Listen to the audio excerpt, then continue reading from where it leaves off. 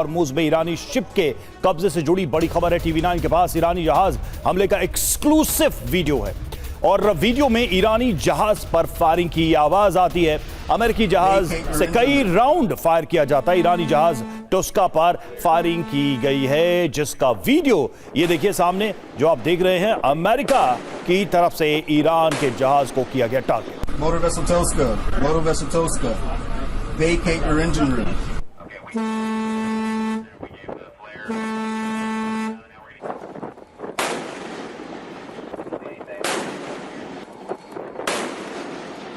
Motor vessel Tosca, vacate your engine room. तस्वीरें भी इससे जुड़ी आप देख रहे हैं। अमेरिका ने ईरानी जहाज को कब्जे में लिया। हॉर्मुज के पास ईरानी जहाज टुस्का पर कब्जा किया जाता है। अमेरिकी नाकाबंदी पार करने की कोशिश कर रहा था ये ईरानी जहाज और इसी दौरान कई राउंड फायरिंग की गई। USS स्प्रुएंस ने ईरानी जहाज को इंटरसेप्ट किया और फिर अपने कब्जे में ले लिया।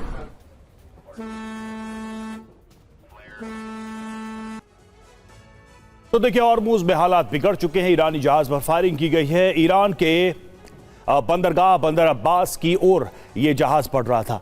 अमेरिकी नेवी ने 6 घंटे तक वीडियो से बार बार चेतावनी दी और जहाज नहीं रुका तो अमेरिकी सेना ने कई राउंड फायरिंग कर दी।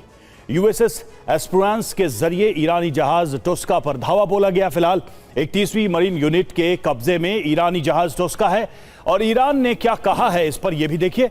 फायरिंग को सीज फायर का उल्लंघन बताया है। अमेरिका को जवाबी हमले की धमकी भी दी है। आगे क्या हो सकता है? सीज फायर टूटने का खतरा बढ़ गया है। इससे दोनों देशों के बीच जंग शुरू हो सकती है।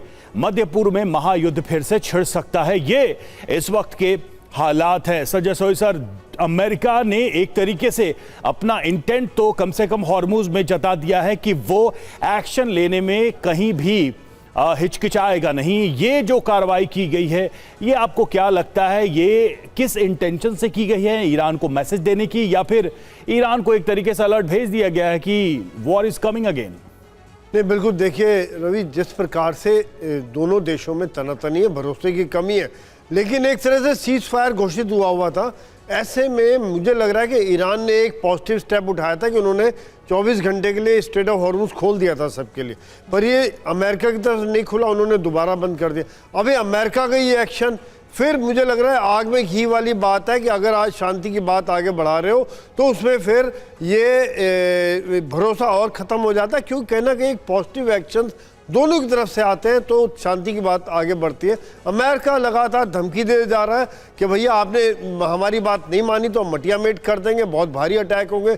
और ये शायद ये जो बंदरगाह उन्होंने ब्लॉकेड लगाया हुआ है, एक बंद किया हुआ है, उसको एक प्रूफ भी किया। अब यहाँ पे देखना पड़ेगा क्या वो ईरान का जहाज टेस्टिंग द वाटर के लिए जा रहा था कि निकाल के देखते हैं अमेरिका का रिएक्शन कैसे रहता है, या फिर अमेरिका ने अपने आप को ये ताकत दिखाने के लिए कि हमारा ब्लॉकेड इतना इफेक्टिव है, आपका एक परिंदा भी पर नहीं मार सकता इसके पार में।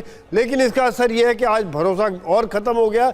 ईरान ने इसको समुद्री डकैती की बातचीत का वो इल्ज़ाम लगाया है और अमेरिका कह रहा है ब्लॉकेड से कुछ भी नहीं निकल सकता। तो यहाँ पर इसकी वजह से भी एक बातचीत में जो खटाई पड़ रही है वो हो सकता है रवि। बिल्कुल, और इसके बाद अगला मूव ईरान का क्या होगा ये भी देखने वाली बात होगी। ईरानी जहाज को कब्जे में लिए जाने पर डोनाल्ड ट्रंप ने एक पोस्ट किया है।